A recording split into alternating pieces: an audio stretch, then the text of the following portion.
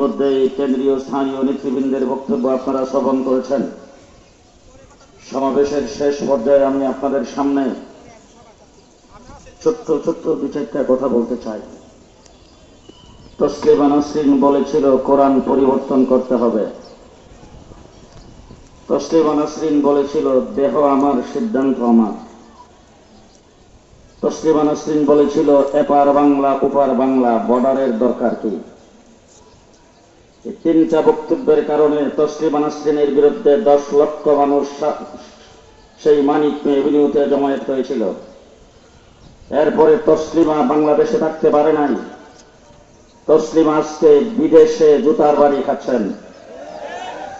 আজকে যারা পতিতা ও বেশ্যাদের কন্ট্রাক্টর, নারী সংস্কার, সেই সংস্কার আইনে যারা এই প্রস্তাব করেছেন, আমাদের প্রধান উপদেষ্টার ফেসবুক ভেরিফাইডে এটাকে আবার বলেছেন অতি শীঘ্রই তা বাস্তবায়ন করা হবে। ডক্টর ইউনূস সাহেব, গত রাত্রে আপনার যমুনার পাশে দিয়ে যাচ্ছিলাম, পুলিশের পাহারা দেখে মনে মনে বলছিলাম কিছুদিন আগে আপনি কোর্টের বারিন্দায় আমাদের সাথে ঘোরাফেরা করেছেন।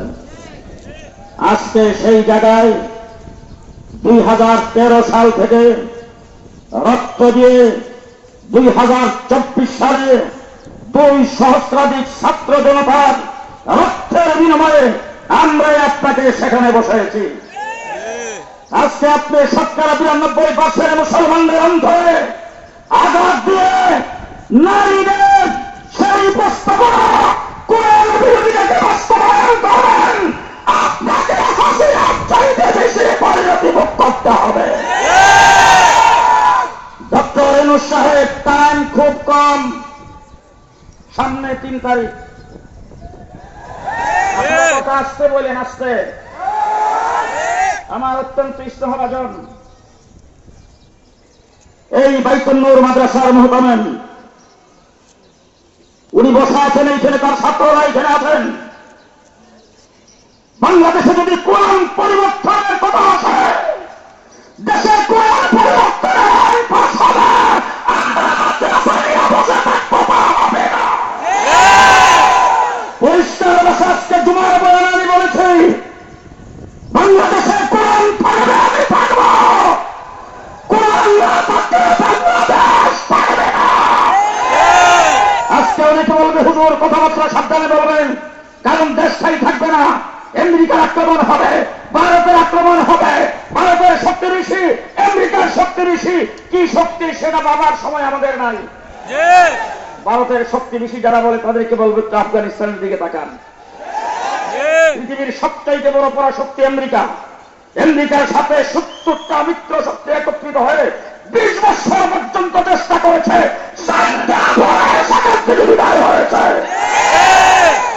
মিস্টার মোদী সাহেবকে বলবো দুতিরা সামলান।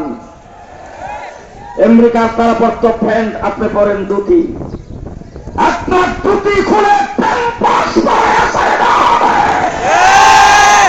আমরা মুসলমান, আমরা পদরের সৈনিকদের উত্তর সরে সত্যি দেখার সময় আমাদের নাই। সুতরাং ডক্টর ইউনূস সাহেব, আগামী 3 তারিখ পর্যন্ত টাইম। আসতে বলেন, আস্তে আস্তে আস্তে।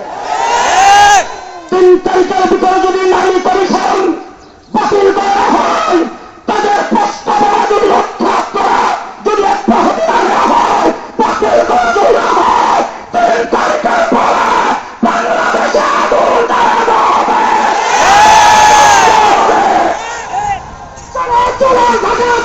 মহাসমাবেশ সফল করা, মহাসমাবেশ সফল করা, হেফাজত আমাদের ইসলাম সফল হোক।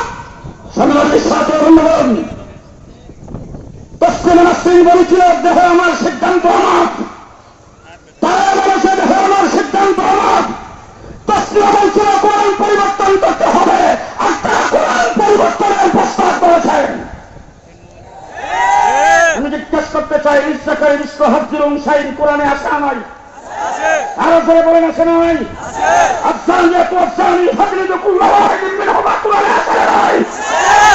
যদি কোরআনে থাকে তাহলে কোরআনের আয়াত পরিবর্তনের জন্য, এবং একটা কথা খুব মারাত্মক বলেছেন, সংবিধানে বিশেষ কোন ধরনের কোন বক্তব্য দিয়ে বিশেষ কোন ধরনের কোন পরিচালনার জন্য ধরনের কোন কিছু সংবিধানে আনা যাবে না।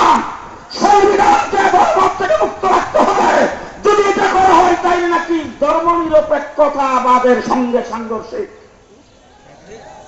গত 15 বছর লড়াই করেছি ধর্মনিরপেক্ষতাবাদের বিরুদ্ধে।